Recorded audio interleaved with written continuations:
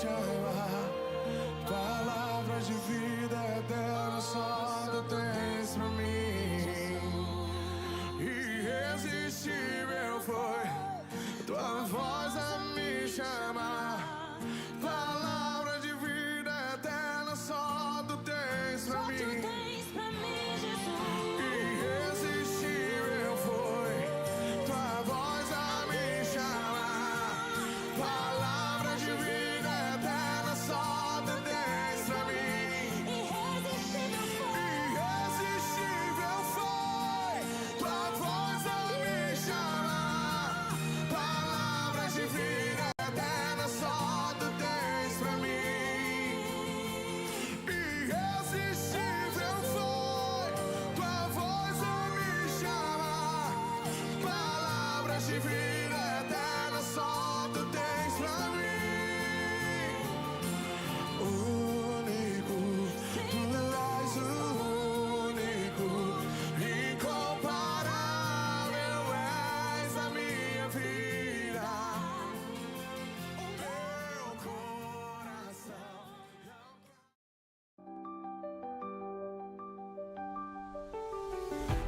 Nossa missão é celebrar a Deus com excelência, nos relacionar com amor e multiplicar a mensagem de Jesus Cristo sob o poder do Espírito Santo. Promessa Taubaté. Somos igreja, somos família.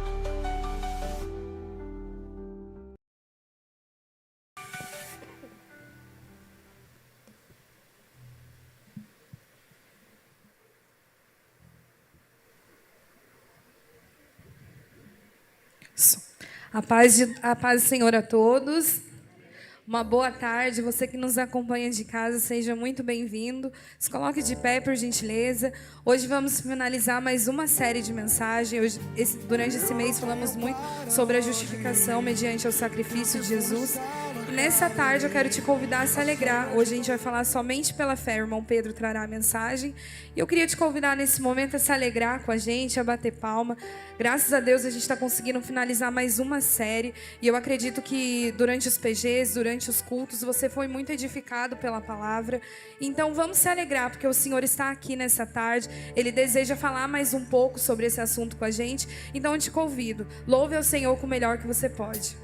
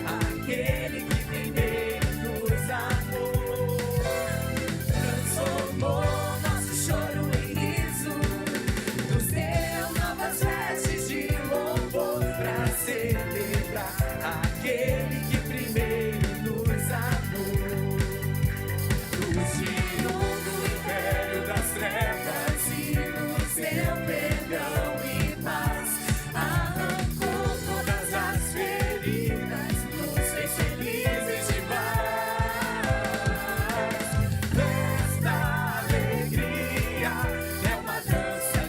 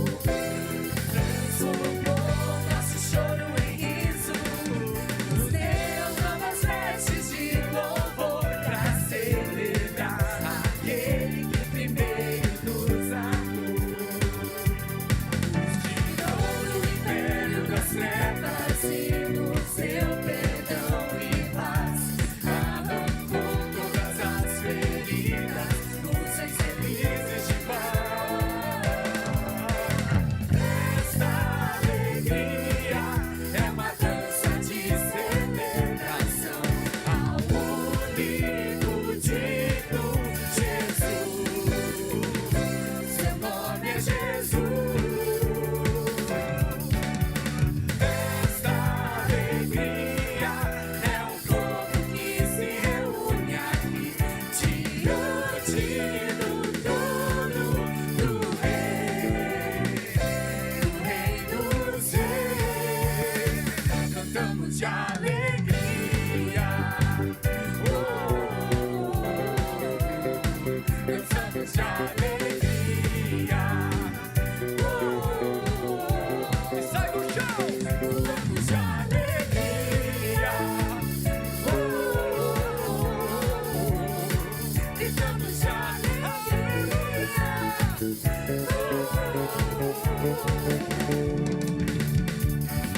Essa alegria é uma dança de celebração ao unido dito Jesus. Seu nome é Jesus. Essa alegria é um povo que se reúne aqui diante do trono do Rei dos Reis. Cantamos de alegria.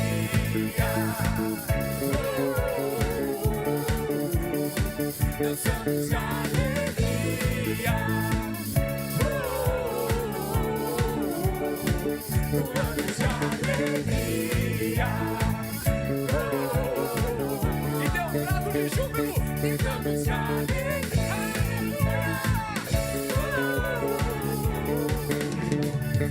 Seu nome é Jesus.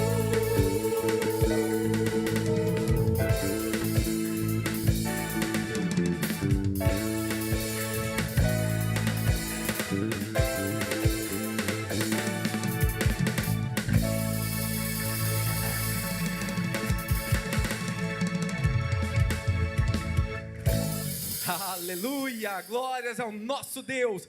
Deus, Ele habita em meio aos louvores. Deus, quando nós cantamos, Deus ouve o nosso louvor como uma adoração sincera, uma adoração saudável. Que nós possamos entregar tudo o que nós temos. Cantai, perto está o Senhor. Deus está aqui nesta tarde. Ele quer ouvir o nosso louvor, a nossa adoração sincera. Não precisa ser o melhor louvor, o mais afinado, o mais bonito, mas tem que ser aquele de coração, que você cante, que você declare a Deus. Ele tem os anjos todos para cantar para Ele, mas Ele gosta de ouvir a gente, mesmo com as nossas falhas, com os nossos erros. Quando nós adoramos, deixamos os nossos problemas de lado, Deus se agrada. Então cantai, perto está o Senhor.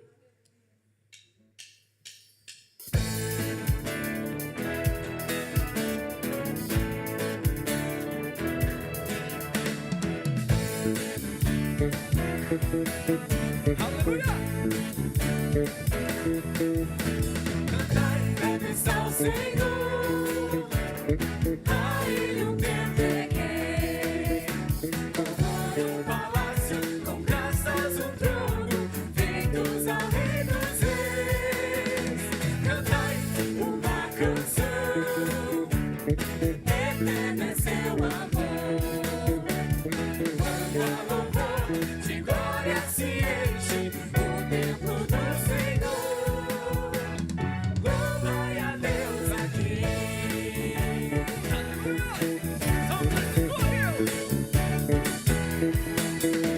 Cantai, perto está o Senhor. A Ele o templo erguei. Louvor no palácio, com graças um trono, feitos ao Rei dos Reis. Cantai uma canção, eterno é seu amor. Quando a louvor de glória se enche o templo do Senhor. Louvai a Deus aqui.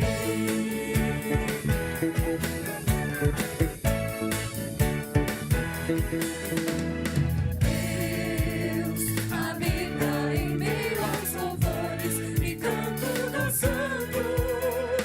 Deus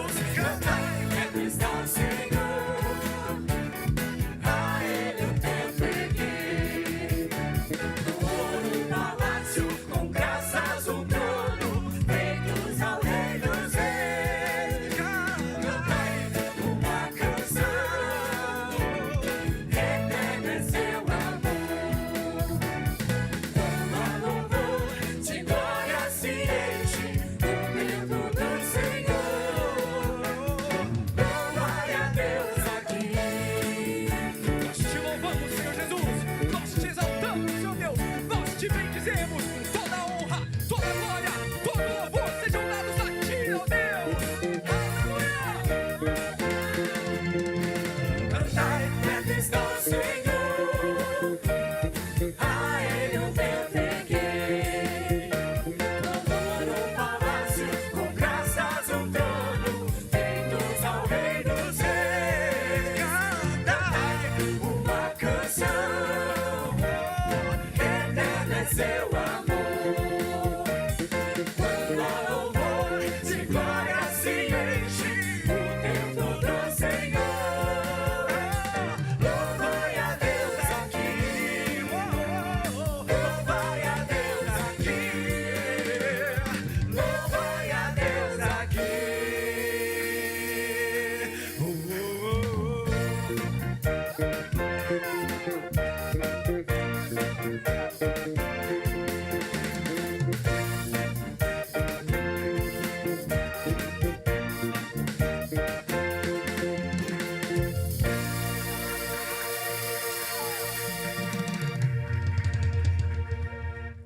Irmãos, como é bom adorar o Senhor, e quando nós estamos aqui reunidos como igreja, nós podemos sentir alegria, nós podemos sentir o quão maravilhoso é cantar essas músicas juntos. E eu fico pensando, imagina no céu vai ser muito além do que a gente espera, do que a gente imagina. E essas... Som. E as músicas que nós louvamos um dia vão envelhecer. Inclusive, há muitas músicas que as pessoas falam, essa música é velha, né? Esse hino já é mais velho. Então, um dia vai envelhecer, um dia vai passar esses louvores que nós cantamos. Mas existe um louvor no céu que nunca envelhece. E eu gostaria de ler Apocalipse 4, versículo 8. E enquanto eu leio, eu gostaria que os irmãos fechassem os olhos por um minutinho só. Você vai fechar os olhos, você vai pensar no dia em que você verá Jesus. E enquanto eu leio esse versículo, você vai imaginar. Cada um desses 4 seres vivos tinham 6 asas, que estavam cobertas de olhos nos 2 lados. E dia e noite não paravam de cantar assim: Santo, Santo, Santo é o Senhor Deus, o Todo-Poderoso, que era, que é e que há de vir. Cada um dos 4 seres vivos cantavam hinos de glória, honra e agradecimento ao que está sentado no trono e que vive para todo sempre. Os 24 líderes caíram de joelho diante dele e o adoravam. Atiravam suas coroas diante do trono e diziam: Senhor nosso e nosso Deus, Tu és digno de receber glória, honra e poder, pois criaste todas as coisas. Por Tua vontade elas foram criadas e existem. Pode abrir os olhos agora. Irmãos, um dia esse dia vai chegar e nós estaremos diante do Rei, da razão do nosso louvor, da razão do nosso respirar, do nosso existir. E durante esse louvor, imagine esse momento. Elogie ao Senhor Jesus, diga a Ele o que você gostaria de dizer diante dEle, porque Ele está te ouvindo, Ele está aqui. E no hebraico, santo, santo, santo quer dizer perfeição. Santo já é separado, é aquele que não tem mancha, é aquele que não tem pecado, é aquele que é separado da maldade do mundo. E quando você repete 3 vezes, você está dizendo: Senhor, Tu és perfeito, não existe pecado, não existe mancha, não existe essa maldade que eu vejo aqui no mundo. Tu és santo, santo, santo. Então declara Ele com toda a sua alma esse louvor.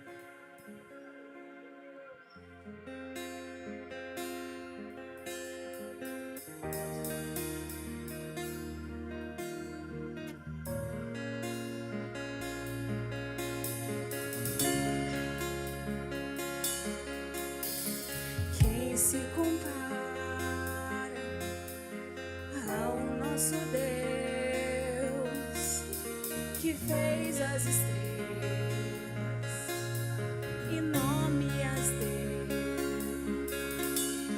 que o impossível jamais conheceu, o Rei majestoso, Senhor sobre sou tão pequeno diante da glória de um Deus poderoso, Deus vitorioso, sentado em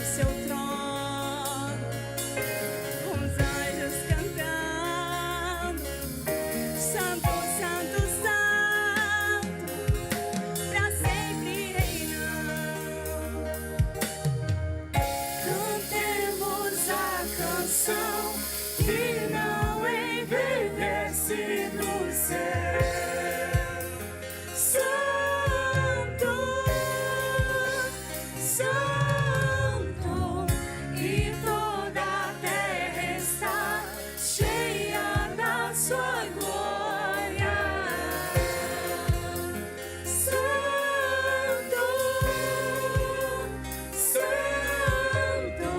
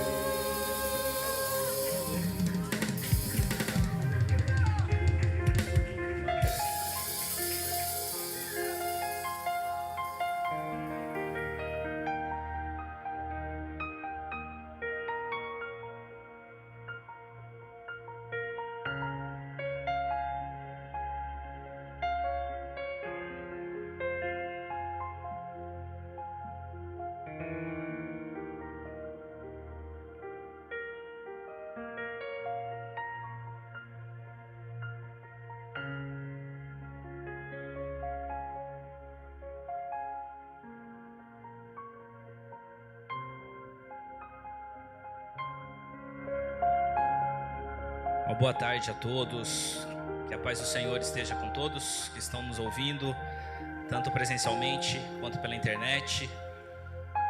Gostaria de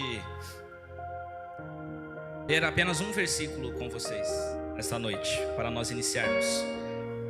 Romanos 5, versículo 1. Minha versão está na NVI.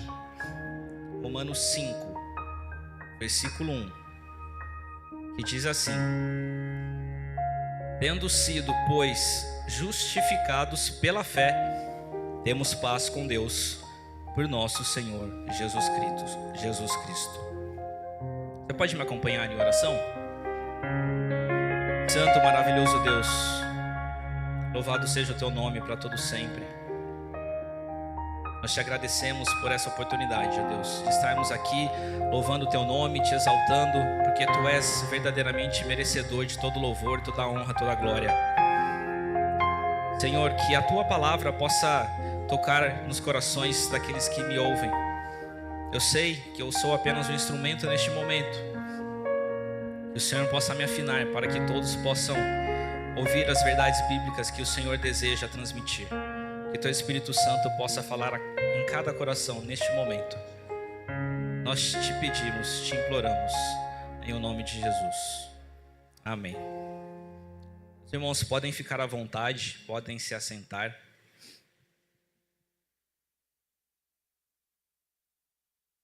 Motivo de grande alegria, é um prazer estar aqui mais uma vez para transmitir mais uma vez a palavra do Senhor, encerrando essa série Justificados, que foi uma série baseada na carta de Paulo aos Romanos, que tratou desse assunto que é de extrema importância no que diz respeito ao entendimento do plano de salvação de Deus para a humanidade.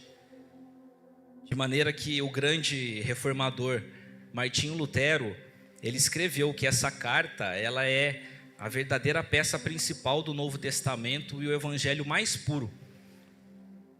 Quanto mais se lida com ela, tanto mais preciosa ela se torna e tanto mais saborosa ela é. E é verdade, irmãos. Quem já teve curiosidade de ler a carta de Romanos é de uma riqueza indescritível. Com isso, eu não quero dizer que seja uma leitura fácil, tá? Já vou adiantando para os irmãos. E dependendo da sua visão de mundo, ela também não será muito agradável.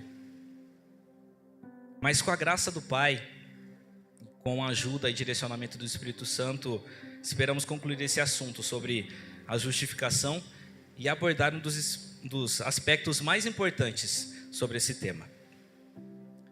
Bom, nos últimos 3 sábados, nós estamos falando sobre justificação. Mas o que exatamente é a justificação? Caso você esteja pegando a primeira mensagem aqui agora. De maneira resumida, nós podemos defini-la da seguinte forma: a justificação, ela é um ato legal, no sentido jurídico mesmo, tá? Instantâneo, da parte de Deus, pelo qual Ele, primeiro, considera os nossos pecados perdoados e a justiça de Cristo como sendo nossa. E segundo, declara-nos justos diante dele. Esse é um conceito que é extraído em praticamente toda a carta de Romanos. E nos primeiros capítulos, parece que Paulo faz uma espécie de antítese ali. Paulo, ele tenta afastar todos os motivos que nós imaginamos ter para não estarmos em dívida com Deus. Logo no primeiro capítulo, eu vou pedir para que os midianitas aí, por favor, estejam atentos para projetar os versículos que eu for referenciando aqui, para ajudar a igreja, tá? Midianitas é o termo que, só de brincadeira, que a gente utiliza com o pessoal que está na mídia, tá? Mas capítulo 1, versículo 18, Paulo está afirmando assim: portanto, a ira de Deus é revelada dos céus contra toda impiedade injustiça dos homens que suprimem a verdade pela injustiça. Portanto, a ira de Deus é revelada dos céus contra toda impiedade e injustiça dos homens que suprimem a verdade pela injustiça. Aqui nós vemos Paulo introduzindo um conceito muito importante dessa carta, que é o conceito de culpa. E ele discute isso até o final do capítulo 3. Se nós refletirmos um pouco, todas as nossas ações trazem consequências, não é verdade? Nós acabamos prestando contas das nossas atitudes de maneira que praticamente nenhum ato nosso passa despercebido. E quando esse ato ele é falho, ele não passa impune. Por exemplo, no seu trabalho, se você chega atrasado, o que acontece? Você tem um desconto no seu salário, não é verdade?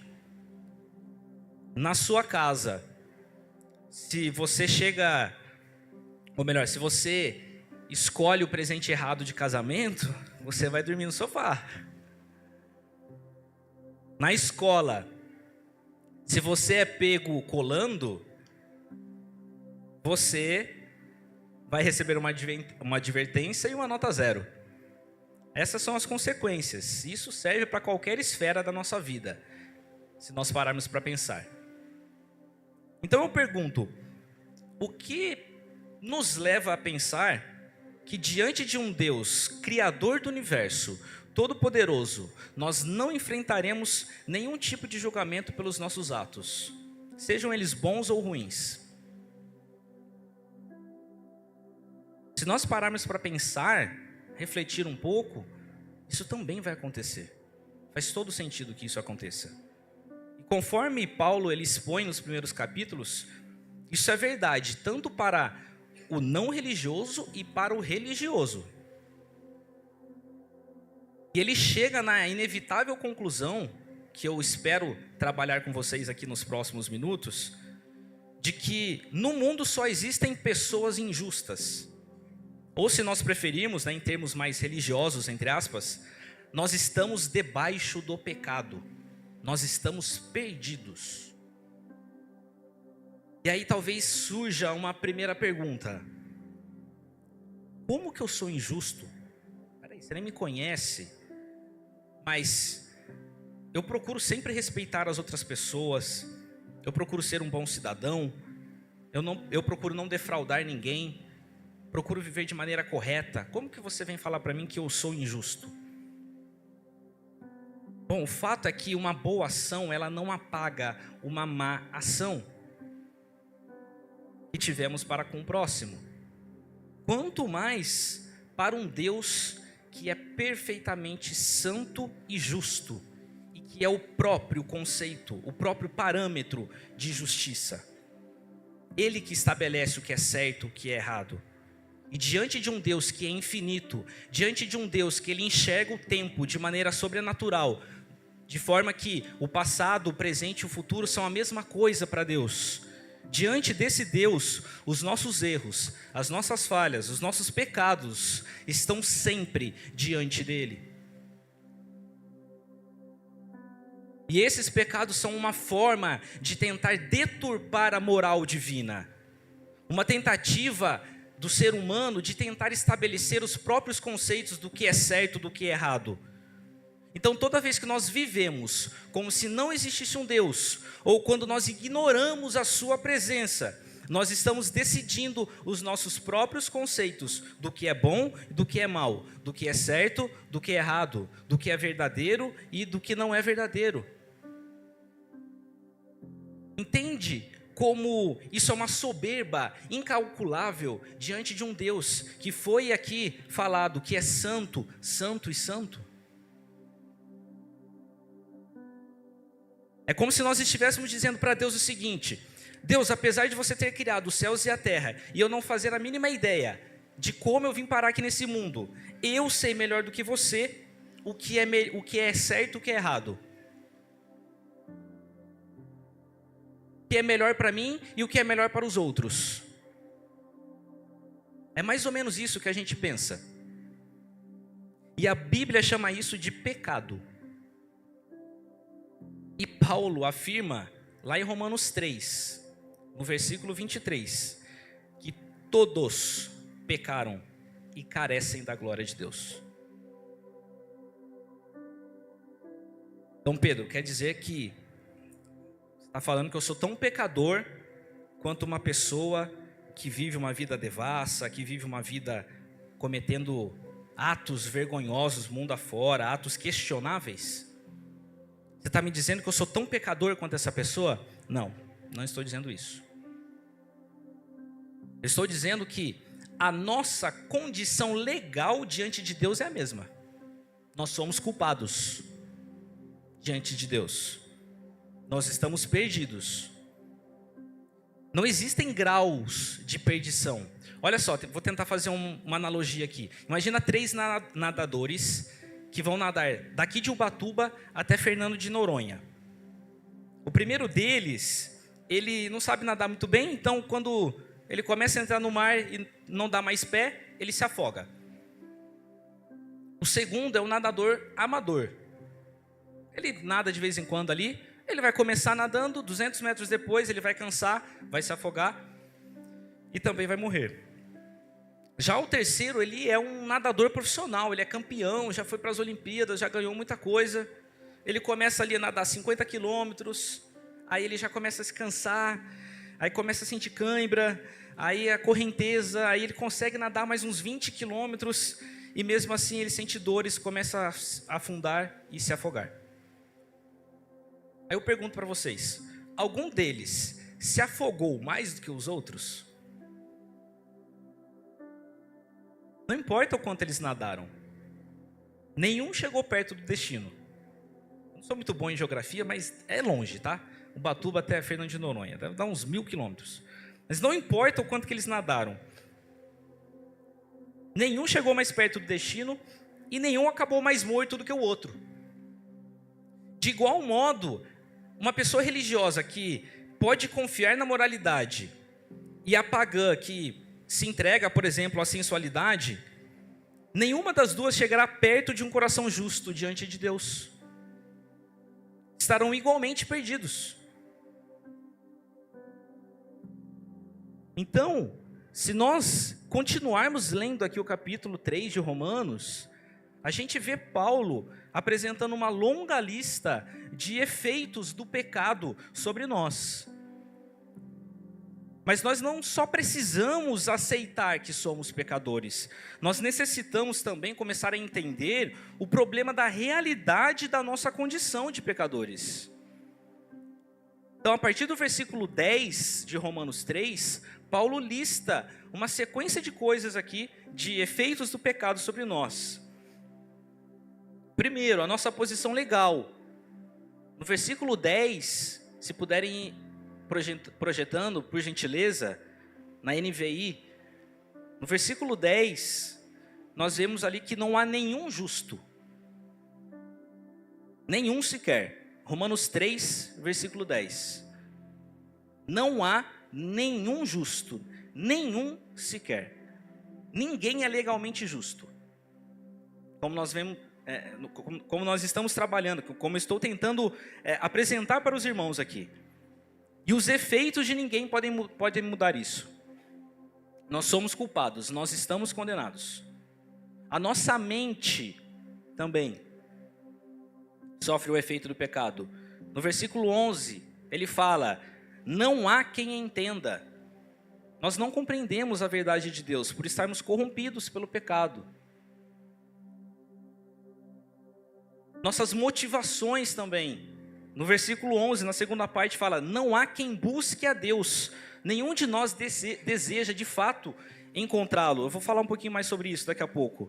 Os nossos desejos, todos se desviaram. No versículo 12. Todos se desviaram. O pecado ele pode ser definido como essa exigência de autodeterminação, do direito de escolher nossos próprios caminhos, como eu falei com os irmãos. A nossa língua também sofre os efeitos do pecado. Ó. No versículo 13, sua garganta é um túmulo aberto. Uma figura aqui de linguagem muito forte. Nós usamos a língua para mentir, para proteger os nossos interesses. Outro efeito é sobre os nossos relacionamentos. A partir do versículo 15. Seus pés são ágeis para derramar sangue. Ruína e desgraça marcam seus caminhos e não conhecem o caminho da paz. E por último, o nosso relacionamento com Deus. No versículo 18 ele fala: não possuímos nenhum temor de Deus. Aí aqui talvez você fale assim: tá, mas Pedro, talvez Paulo aqui foi um pouquinho longe demais. Eu conheço pessoas que são boas, né, boas pessoas, são devotas, buscam a Deus, pessoas de respeito, pessoas religiosas, pessoas que não fariam mal a uma mosca, pessoas que são de oração, meditam nas coisas espirituais. Eu mesmo sou uma delas, talvez você fale assim. Mas o que Paulo está querendo dizer aqui, quando ele escreve que não há ninguém que busque a Deus, é que alguém até pode ter um interesse intelectual na possibilidade de Deus existir.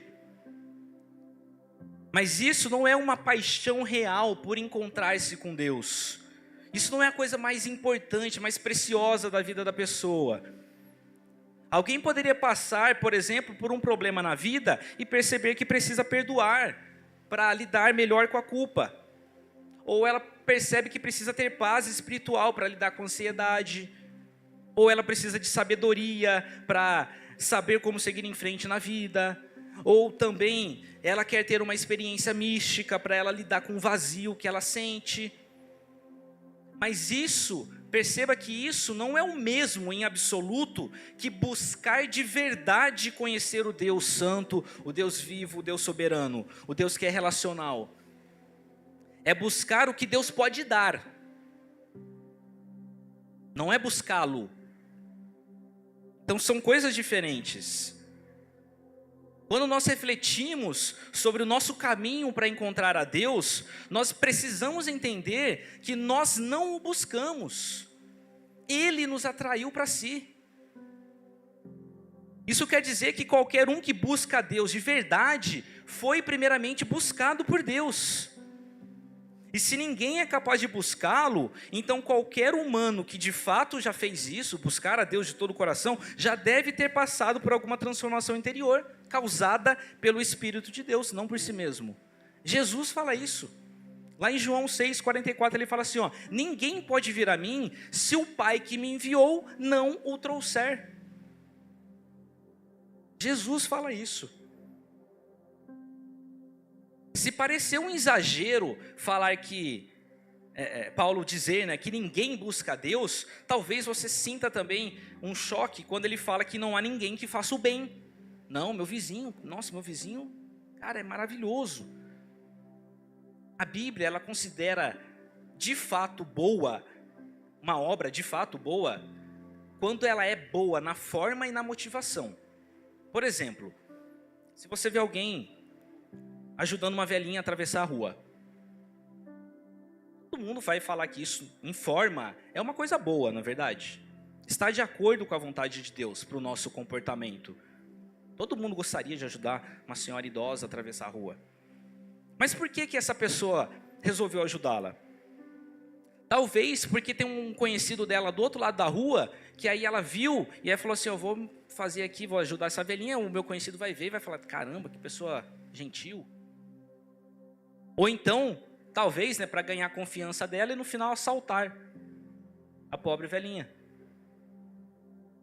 Portanto, perceba que até uma boa ação pode ter motivações egoístas.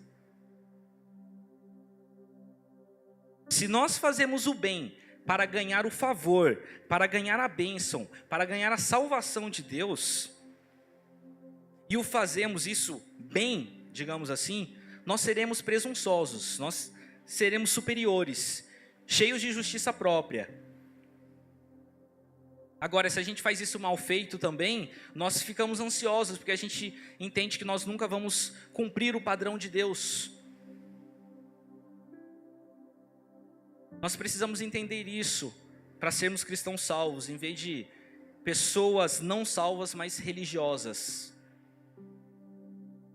O versículo 18 aqui é o resumo de Paulo, de tudo que ele falou, do versículo 10 em diante. Ele fala assim, no versículo 18, Romanos 3, 18. Aos seus olhos é inútil temer a Deus. Temor de Deus aqui é uma atitude interior de reverência, de respeito, de alegria diante da grandiosidade de Deus. Ter o temor do Senhor é ter constantemente a grandiosidade de Deus diante de nós. É pensar no seu poder, no seu amor, na sua glória, e permitir que Ele controle a nossa vida o tempo todo.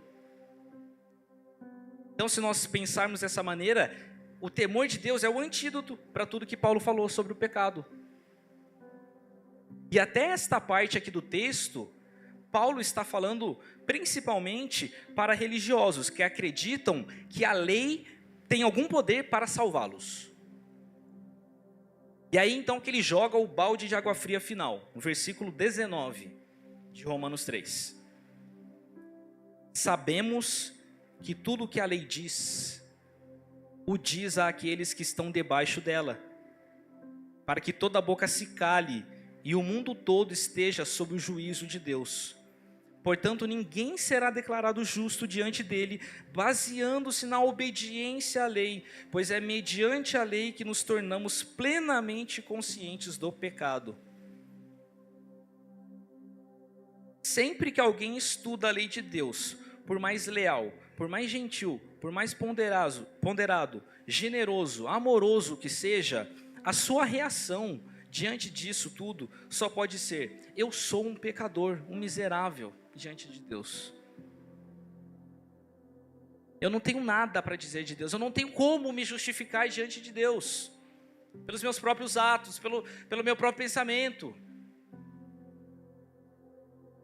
Não tem como eu fazer nenhuma defesa diante de Deus, porque eu sou pecador. Eu estou em apuros. Se alguém parasse de ler aqui agora, a ideia seria partir o viaduto, tchau mundo. É então que nós nos deparamos com 3 letrinhas que podem mudar tudo. Romanos 3, 21. Mas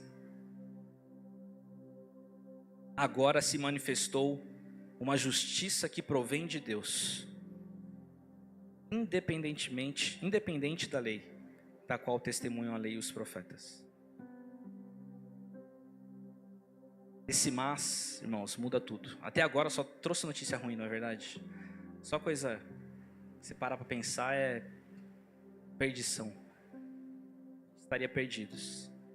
Mas tem esse mas. E é aí que vem a nossa primeira lição. A justificação ensina que Deus quis nos perdoar, mesmo sem merecermos. Vou pedir para os irmãos repetirem, bem curto, no 3. 1, 2, 3.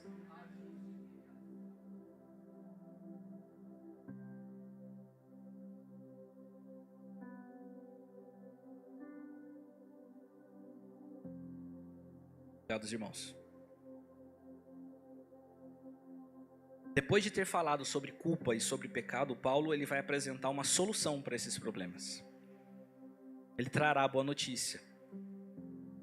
Deus ele não tinha nenhuma obrigação de trazer uma solução para os nossos problemas. Fomos nós que pecamos.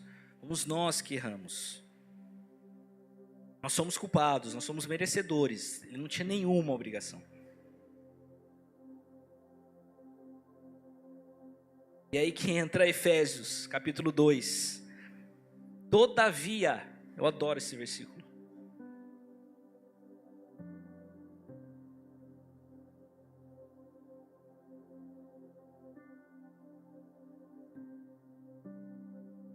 Efésios 2, capítulo 2, versículo 4. Todavia, Deus, que é rico em misericórdia, pelo grande amor com que nos amou, deu-nos vida com Cristo, quando ainda estávamos mortos em transgressões. Pela graça, vocês são salvos.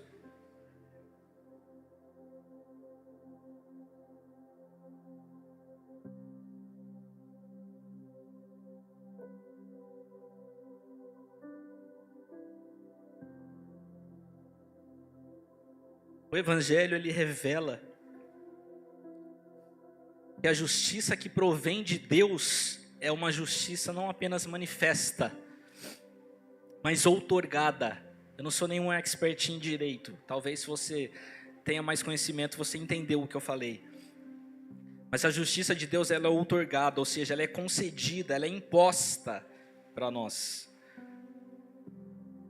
Quando nós procuramos um emprego, por exemplo, nós enviamos um currículo para nos avaliarem. E normalmente nós listamos as nossas qualidades para o cargo, né? Ninguém vai colocar lá, nossa, eu sou procrastinador, eu sou insubordinado. Ninguém vai colocar isso no currículo, na verdade. O seu relatório não tem nada para desqualificar você para o cargo. Pelo contrário, né? E toda religião, ela se comporta da mesma forma diante de Deus. Ela apresenta um registro moral ou espiritual diante de Deus como tentativa de ser considerado digno da vida com Deus, de ser aceito por Deus.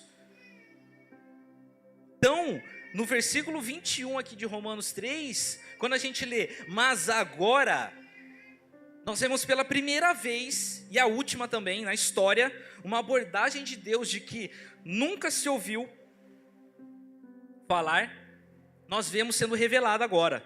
Uma justiça divina, a justiça de Deus, um registro perfeito, nos é outorgada, nos é concedida.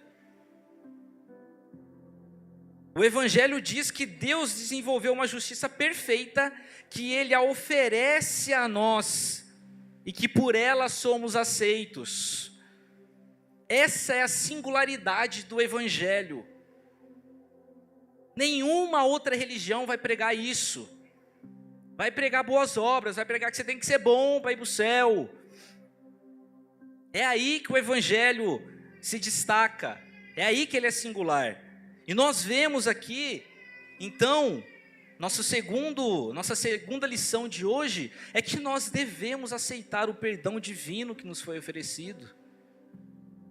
Resta a nós aceitar o perdão divino que nos foi oferecido. Nos versículos 22 a 25, nós vemos algumas lições de como essa justiça chega até nós. Primeiro, lá no versículo 22, ela chega mediante a fé, por meio da fé em Jesus Cristo, para todos os que creem. A fé que recebe a justiça, ela tem um objeto, que é Cristo. Perceba aqui então, irmãos, que não é a fé que salva, não é nem a fé em Deus que salva, vou além, é a fé em Jesus Cristo que salva. Outra lição que nós vemos no versículo 23, é que ela não pode chegar a nós por meio de nossos próprios atos, porque todos pecaram e estão destituídos da glória de Deus, como eu já falei. E a terceira lição que nós vemos é que a justiça chega até nós, olha que maravilha, gratuitamente. Versículo 24, sendo justificados gratuitamente por sua graça. Algumas pessoas às vezes pensam na fé como uma atitude intensa de entrega, um estado de certeza ou confiança. Mas Paulo, ele tem o cuidado de dizer que ela é gratuitamente. Ela é dada gratuitamente. Fé é simplesmente a atitude de achegar-se a Deus de mãos vazias. Nós não temos nada a oferecer para Deus. A fé nada mais é que o instrumento pelo qual você recebe a sua salvação. Não é a causa da salvação. Se não enxergar isso, você pensará que tem alguma coisa de que se vangloriar. Você pode pensar assim, o motivo pelo que eu sou salvo é porque eu depositei a minha fé em Jesus. Essa é uma interpretação sutilmente equivocada, que elimina a nossa confiança e estimula o nosso orgulho.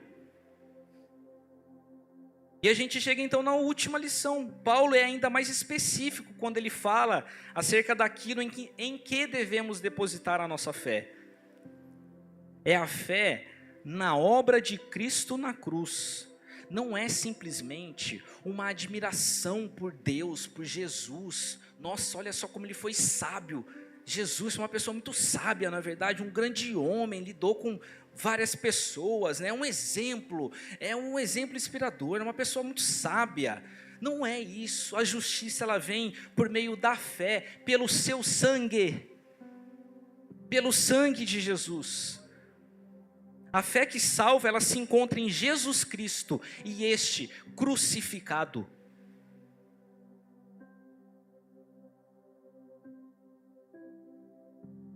Eu gostaria de compartilhar com os irmãos uma pequena ilustração que eu vi de um grande teólogo chamado D.A. Carson. Eu acho que ele nunca vai ver esse vídeo, então espero que ele não ache ruim ou se decepcione. Mas ele fala mais ou menos assim, ó. Imagina 2 judeus, Enzo e Heitor, nomes notavelmente judeus para a época, tá? Na véspera da primeira Páscoa, eles conversavam entre si. Como você sabe, a tensão estava no ar, porque Moisés anunciou a última praga do Egito, que era a morte dos primogênitos. Então o Enzo vira para o Heitor e ele pergunta: Heitor, você está nervoso com o que vai acontecer hoje à noite? O Heitor responde: Deus nos falou o que fazer por meio do seu servo Moisés. Não precisamos ficar nervosos. Você não sacrificou o cordeiro? Você não passou o sangue ao redor da porta da sua casa? Você não está pronto para sair do Egito agora com a sua família? O Enzo responde: é claro que eu fiz isso tudo. Não sou tolo. Mas ainda é tudo muito assustador. Ainda mais com as coisas que estão acontecendo ultimamente. Rãs, gafanhotos, a água se tornando em sangue. Agora esse anúncio da morte dos primogênitos. Você tem 3 filhos, eu só tenho um, Lorenzo. Eu amo ele. O anjo da morte vai passar hoje à noite, mas eu amo muito meu filho. Eu sei o que Deus falou. Eu passei o sangue ao redor da porta, mas é tudo muito assustador. Eu só não vejo a hora disso tudo terminar. Ao passo que o Heitor ele responde: deixa a morte vir, deixa a noite chegar, manda ver. Eu confio nas promessas do Senhor. Naquela noite, o anjo do Senhor realmente passou e assolou a terra. Qual deles perdeu o primogênito? Qual dos 2 perdeu? 2 perdeu. A morte não passou sobre eles, não foi com base na intensidade da fé que eles tinham, mas com base no sangue do Cordeiro. O sacrifício de Cristo tem que ser suficiente para nós. Nós não precisamos de outro argumento. Nós vencemos a acusação pelo sangue do Cordeiro. Esta é a base de toda a certeza humana perante Deus. Essa deve ser a base da nossa fé. Não é a intensidade da nossa fé que salva, mas o objeto da nossa fé, que é o Cristo crucificado. Assim, todos os que creem são justificados. Não há distinção, porque como somos todos pecadores, não há quem não necessite receber justificação.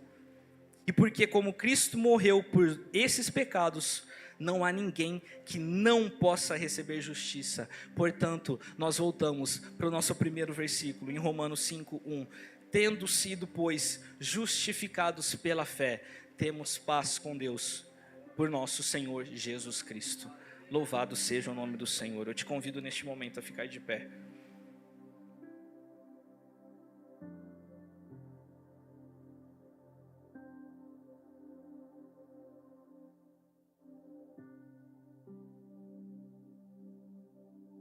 A justiça de Deus se revela no Evangelho.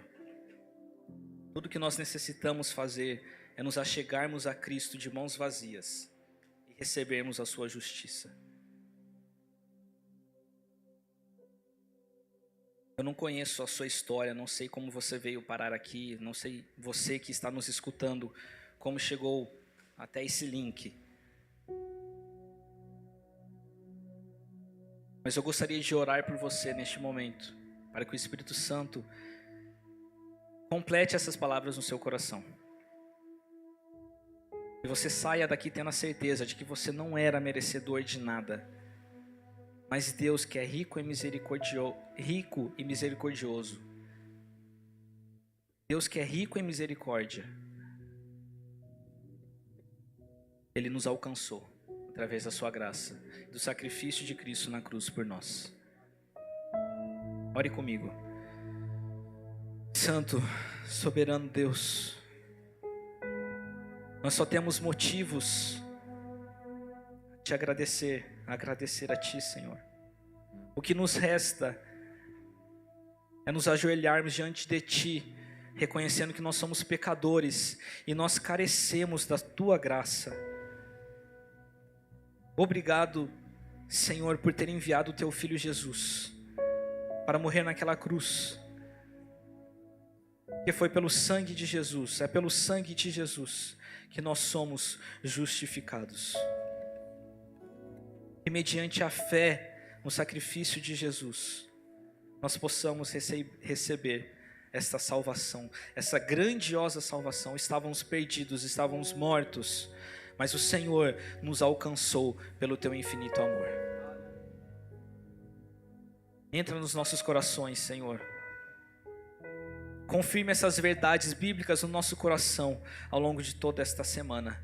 É o nosso pedido, em o nome de Jesus. Amém.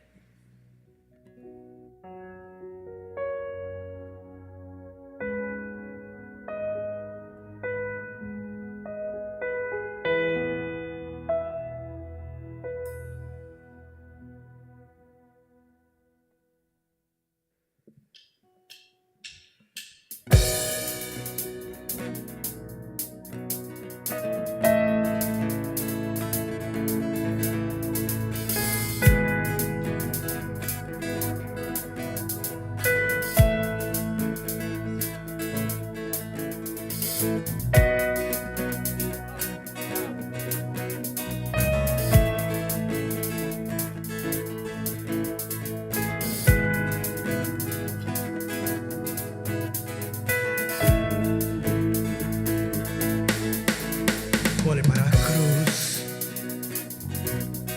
para a cruz eu vou. Se eu sofrer, participar, sua obra vou cantar. Meu Salvador na cruz mostrou o amor do Pai. Justo Deus,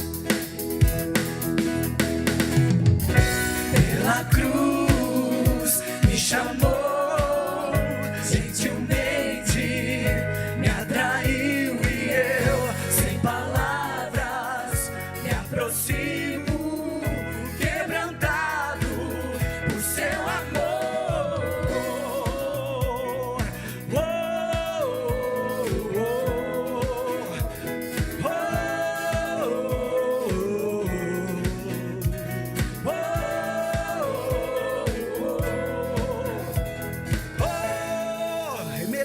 Da vida, de graça recebi, por sua cruz, da morte me livrou, trouxe minha vida, eu estava condenado, mas agora pela cruz, aleluia, eu fui reconciliado. Pela cruz me chamou, gentilmente me atraiu e eu, sem palavras, me aproximo, quebrantado por seu amor. Pela cruz me chamou, gentilmente me atraiu e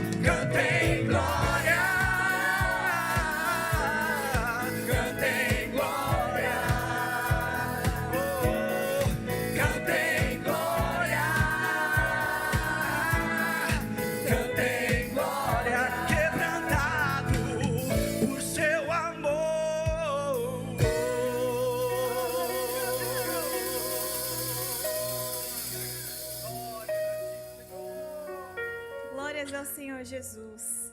E irmãos, agora nós temos a oportunidade de louvar ao Senhor também com os nossos dízimos e ofertas. E eu gostaria de ler um versículo que está em Lucas 16, do 10 ao 12, que diz assim: quem é fiel nas coisas pequenas, também será nas grandes.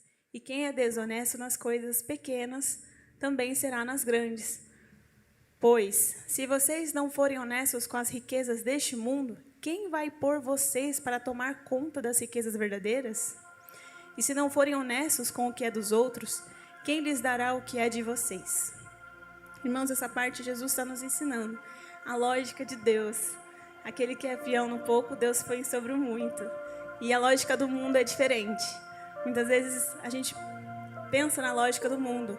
Quanto mais eu dou, mais eu recebo. Então eu vou dar mais. E com Deus não é assim, porque não tem nada que a gente possa dar a Deus que vai fazer Ele nos abençoar. Ele já nos dá muito mais do que nós merecemos. Se a gente parar para pensar no nosso dia a dia, tantas bênçãos, é muito mais do que nós merecemos. Então a lógica de Deus é tudo pela graça. E tudo aquilo que Ele pede para nós é que nós sejamos fiéis no pouco. Às vezes a gente fica pensando no muito, no muito. Mas na verdade Ele quer que a gente olhe para aquilo que Ele coloca nas nossas mãos. Se a gente for fiel no pouco, nós seremos capazes de lidar com o muito, com as riquezas que Ele prepara para nós, que são riquezas além dessa terra. Então, vamos agora orar, vamos pedir a Deus para nos abençoar. E depois os irmãos estão com a oportunidade de ofertar. E é pedido apenas que, se for dízimo, os irmãos encaminhem um comprovante para o WhatsApp que está sendo projetado. Vamos orar. Querido Deus, muito obrigada pelas suas bênçãos nas nossas vidas. Hoje foi pregado que é somente pela fé. Não há nada que a gente possa dar ao Senhor que faça o Senhor nos abençoar mais ou menos. E na lógica do mundo as pessoas pensam assim, mas quando nós conhecemos o Evangelho, nós entendemos, Senhor, que é tudo pela graça, tudo que o Senhor nos dá. E tudo que nós pedimos é que o Senhor nos dê sabedoria para que a gente consiga administrar e ser fiel no pouco, Senhor. Ser honesto nas coisas pequenas, porque só assim o Senhor nos colocará, nos confiará as coisas grandes. Então eu peço sabedoria para cada um aqui, Senhor. Eu peço também que, se houver algum irmão buscando algum emprego, Senhor, que o Senhor abra a porta certa, a oportunidade certa na vida dessa pessoa. Que o Senhor ilumine a mente dessa pessoa, para que ela consiga, Senhor, te honrar naquilo que o Senhor coloca diante dela, Senhor. Eu te agradeço por toda a provisão, porque o Senhor tem feito tantos milagres, tantas bênçãos em nossas vidas, dos quais a gente nem consegue imaginar. Te agradeço, Senhor, por tudo aquilo que o Senhor fez, faz e fará em nossas vidas. Em nome de Jesus, amém. Os irmãos têm a oportunidade nesse momento.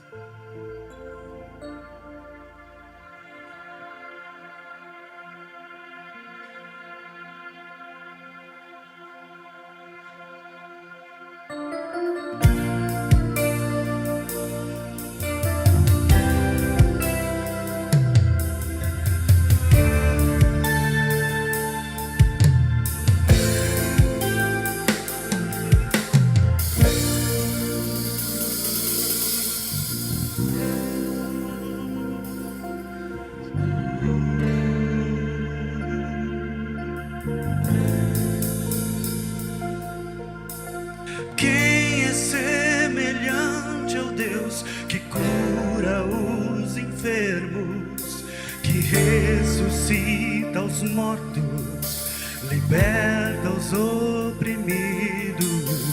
Quem é semelhante ao Rei, de olhos como fogo, cabelos como a neve, seu rosto brilha mais que o sol.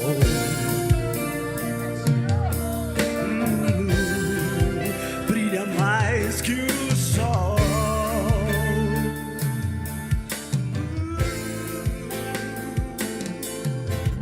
Quem é semelhante ao Deus que cura os enfermos, que ressuscita os mortos, liberta os oprimidos? Quem é semelhante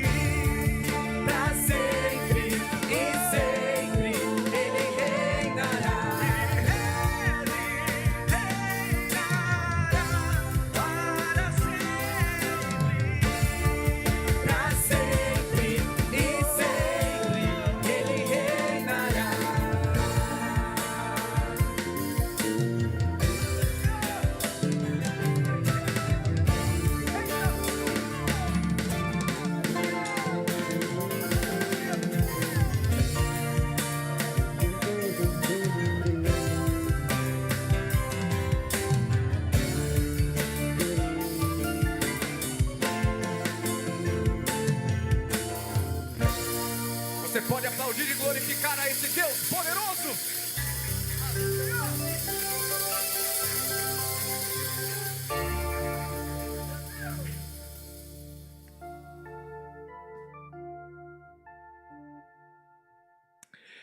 Gostaria de aproveitar com você que nós acabamos de declarar que não há outro Deus como o nosso Deus.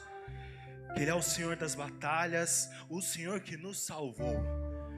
Eu gostaria de orar por você, por alguma situação que você está passando em casa, relacionada à família, à saúde, à vida financeira, alguma enfermidade que te assola, emocional, física. Pois nós temos um Deus que Ele é Senhor, que Ele é poderoso, Senhor das batalhas, que está à frente, direcionando todas as coisas. Então vamos orar junto nesse momento, crendo que temos um Deus que cuida de nós em todos os momentos, em todos os instantes. Senhor meu Deus, nós acabamos de declarar que não há outro Deus como o Senhor que é vencedor de batalhas, nenhuma batalha o Senhor perde, o Senhor está na direção e no controle de todas as coisas, Jesus. Senhor meu Deus, se os teus filhos que se encontram aqui nessa noite, Jesus, estão precisando de restauração na saúde, Jesus, no nome que há todo poder, que há toda autoridade, nós oramos no nome de Jesus, que todos que estão doentes aqui nessa noite possam receber a cura, a restauração do Senhor em nome de Jesus. Senhor meu Deus, se os teus filhos encontram com problemas em casa, relacionado à família, nós oramos neste momento para que o Senhor venha trazer paz, o Senhor venha trazer solução, restauração, pois nós servimos um Deus que é poderoso e que não há outro além de Ti. Tu és único, Tu és suficiente. Que sobre a vida dos teus filhos, dos teus servos, que são empresários, que trabalham, que o Senhor venha restaurar, o Senhor venha fortalecer, que no ambiente de trabalho o teu filho seja livrado, protegido, que o Senhor venha direcionar as finanças para que ela venha glorificar ao Senhor, que nós possamos estar sempre firmes em Ti, Jesus. E Espírito Santo, não deixe a fé do teu filho vacilar, não deixe com que palavras de fora, palavras de pessoas, palavras do inimigo venham infiltrar o coração. E nós sabemos que em Ti, Senhor Deus, nós somos amados, lavados e redimidos pelo sangue de Jesus, nesse sangue que há todo poder, há toda autoridade, Senhor Deus, que a nossa vida seja cheia da Tua presença, cheia do Senhor, pois em Ti que nós encontramos cura, restauração e libertação. É no Senhor Jesus, é nesse nome que todo joelho se prostra e declara: não há outro nome poderoso a não ser o nome de Jesus. Senhor meu Deus, que a nossa vida esteja no Teu altar e na Tua presença, pois não há lugar melhor, não há lugar melhor de estarmos a não ser com o Senhor. Leva o nosso coração para perto de Ti, Jesus, pois precisamos, necessitamos. A nossa vida é Tua, o Senhor comprou ela com o Teu sangue, Jesus. Tu és santo, Tu és poderoso, Tu és extraordinário, o Senhor que não perde batalhas, o Senhor que está na direção e no controle de todas as coisas. E nós declaramos a paz e a alegria no nome de Jesus, nesse nome que é autoridade, nesse nome que quando diz a enfermidade vai embora, quando esse nome é declarado, a opressão maligna vai embora. A paz reina sobre o nosso coração. E é no nome de Jesus, é no nome de Jesus que somos libertos, sarados, curados para a glória dEle, Senhor Deus. Que o Teu filho, que a Tua filha saia daqui esta noite em paz, porque o Senhor é a paz que excede todo entendimento. Tu és a paz que restaura a nossa vida, Tu és a paz que nos ajuda a caminhar todos os dias, em todos os momentos, em todos os instantes, Jesus. Senhor, continua na direção da batalha, continua na direção da nossa vida, pois não podemos pegar o controle dela, pois ela pertence ao Senhor. Meu Deus, Tu é a glória, Teu é o poder, Tu é a majestade, Jesus. Nós cremos que nós alcançamos a vitória por conta do Senhor, porque o Senhor alcançou na cruz do Calvário, pela nossa vida, pela nossa história, pela nossa família. O Senhor está fazendo coisa nova na nossa vida, na nossa mente, nos refazendo para a honra e glória e louvor do Teu nome. Glórias a Ti, Jesus. Glórias, glórias, glórias ao Teu nome, Senhor Deus. Aleluia, aleluia, aleluia. Glórias a ti, Jesus. Glórias, glórias, glórias ao Senhor. Tu és poderoso, tu és digno, Jesus. Gostaria que nesse momento você adorasse a Ele, glorifica a Ele.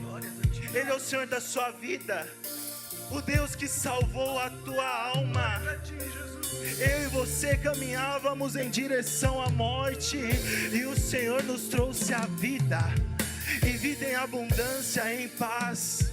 Glorifica Ele, Senhor Deus. Glórias ao teu nome, Jesus. Glórias, glórias, glórias a ti, Senhor Deus. Santo, santo, santo, santo ao teu nome, Jesus. Glórias, glórias ao Cordeiro, glórias ao Rei. Glória ao Rei que nos ama. Glórias, glórias, glórias, glórias a ti, Jesus. Santo, santo, santo, santo, santo ao teu nome, Senhor Deus. Aleluia, aleluia, aleluia. Glórias ao Cordeiro, glórias a ti, Jesus. Glórias, glórias, glórias, glórias a ti, Senhor Deus. Aleluia, aleluia. Quem é como nosso Deus? Quem é como nosso Deus? Poderoso nas batalhas, poderoso pra salvar. Quem é como nosso Deus?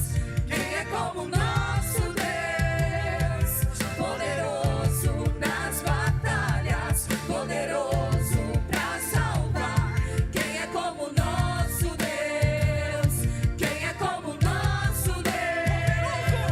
Poderoso nas batalhas, poderoso pra salvar. Quem é como nosso Deus? Quem é como nosso Deus? Poderoso nas batalhas, poderoso pra salvar. Quem é como nosso Deus? Quem é como nosso Deus? Poderoso nas batalhas, poderoso pra salvar. Quem é como nosso Deus? Quem é como nosso Deus? Poderoso nas batalhas, poderoso pra salvar. E Ele reinará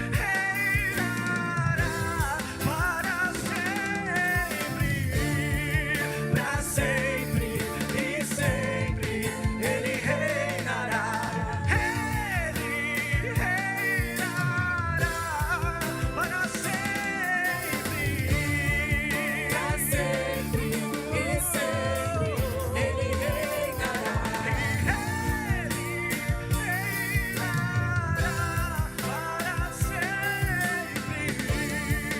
Para sempre e sempre Ele reinará.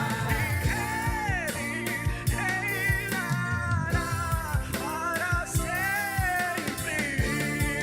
Para sempre e sempre Ele reinará. Aplaude e glorifica esse Jesus, esse Deus maravilhoso.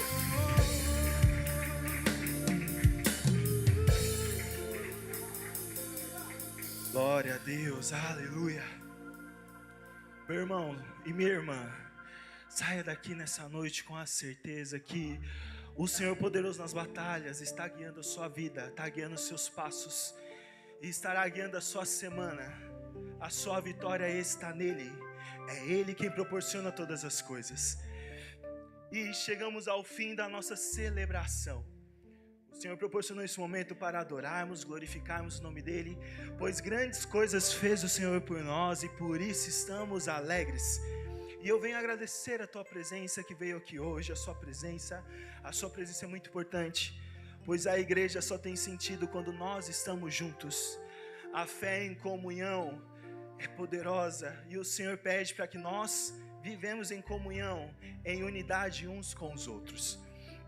Trazendo aqui a justificativa, o pastor Wilbert, ele está em viagem, em missão pela igreja. Hoje ele se encontra na cidade de Recife, participando de uma agenda das Assembleias Geral, no qual ele vai representando.